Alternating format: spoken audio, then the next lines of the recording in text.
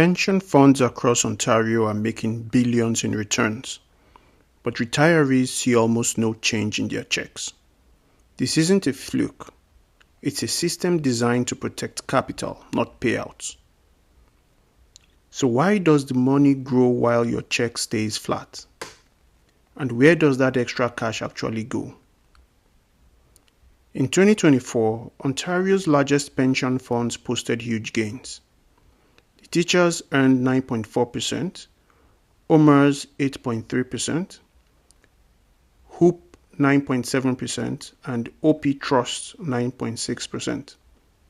Collectively, Ontario's defined benefit pension plans control over 707 billion Canadian dollars. But most retirees see only a 2% cost of living adjustment. Why? Because payouts are tied to indexation, not profits, and the surplus stays inside the fund. That 770 billion Canadian dollar is spread across malls, airports, energy systems, and real estate portfolios. When inflation rises, those assets grow in value, but your check, it barely moves. That's the structural gap. You fund the machine grows. You don't see the upside. Pension plans don't behave like retirement programs. They behave like investment firms with legal protections wrapped around them. The bigger the surplus, the more power the board controls. Decisions are made by administrators, not contributors. For example, Ontario's teachers once owned Birmingham Airport in the UK. In June 2025, they agreed to sell their stake after years of collecting steady cash flows. Those flows feed the surplus loop. In 2023, Canada's inflation averaged 3.9%. Some pensions increased only 2%. A retiree receiving $40,000 a year loses around $800 in real purchasing power annually. Multiply that across hundreds of thousands of members. That's hundreds of millions effectively retained by the fund. This isn't theft. It's math that compounds quietly.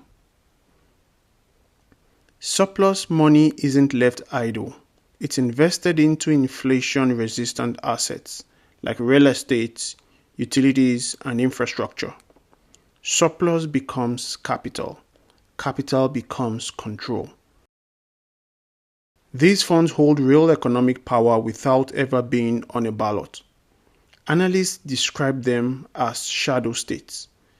They shape cities, energy systems, and market conditions through ownership. So the money isn't gone, it's turned into power. Pension funds reveal a blueprint for quiet wealth building. They buy inflation-benefiting assets, control payout through fixed formulas, keep surplus in motion. For workers, that's a wake-up call. For investors, it's a map of how power compounds. Here are some actionable steps if you're a pensioner. You actually have tools even if you are not obvious. Request a reading explanation of your plan's indexation formula. Pension plans are legally required to provide this. File a formal inquiry if your payment doesn't match the formula. Keep reading responses. They are part of your legal record. Escalate to the FSRA, Ontario's pension regulator, if the plan fails to respond clearly or transparently. This can trigger formal review. Join or support your retiree association. Groups like RTOERO or OMERS retiree councils can apply lobbying pressure on indexation and transparency. Participate in public consultations. FSRA invites written submissions during rule reviews, and every submission enters the public record.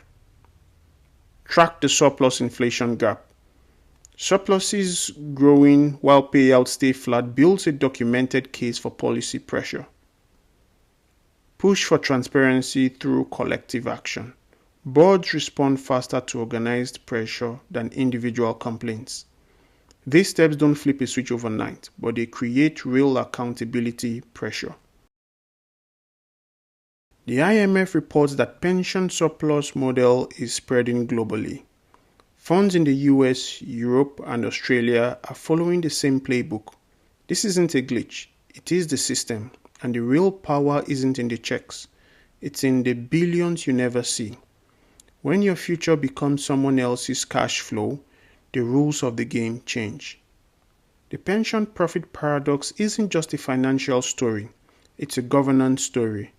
And power is built on quiet mechanics most people never question. Watch next, the pension power play and how these funds shape housing, energy, and the real economy.